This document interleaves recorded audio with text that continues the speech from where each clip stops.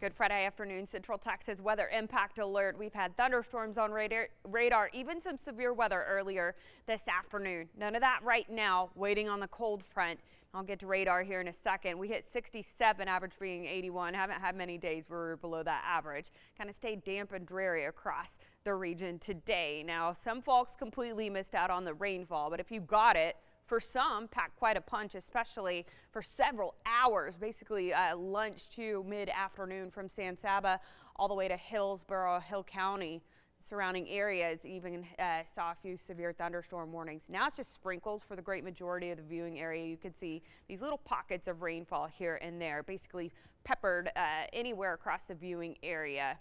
Not restricted to any geographic location. So continuing to see a few light things on radar, but the severe threat is basically non-existent now. We are going to start to see a clearing trend over the next couple of hours or so. Now, if you're on the I-45 corridor and just east of there or traveling east of I-45, the severe threat is a little bit higher, but the great majority of the viewing area, the threat is gone, and just some sprinkles and isolated bouts of rainfall going to be possible over the next couple of hours or so. You could see near College Station moving into Bryan College Station. There is a brand new cell that is not severe either. Also, Coryell County, if you're traveling along 36 or 281, you're going to run into these very light bouts of rainfall. Hillsborough, Waco to Hillsborough, maybe enough to turn your windshield wipers on type of thing. You can see Bremond to Hearn, that is moving away from you towards I-45 north of Madisonville. And then the most we have to talk about is outside of Giddings, moving towards Bryan College Station right now.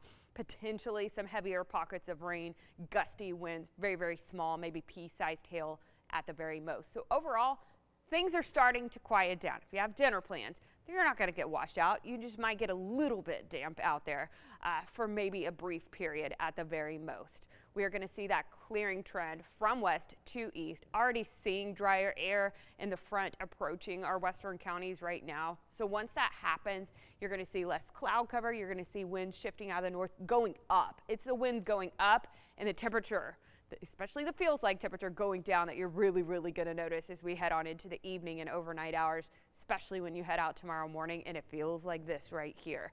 So the severe threat going away right now. From west to east, we're going to clear out. Winds out of the north gusting up to 30 miles an hour. It's going to feel very, very cold. This model is going to tell that story. See, this clearing line is what we call it right here. From west to east this evening. Right now, again, if you're just tuning in, we are starting to calm down. There's a possibility you see a brief passing shower if you're in Bryan College Station. It likely picks up over the next hour or so and then moves outside of our viewing area completely.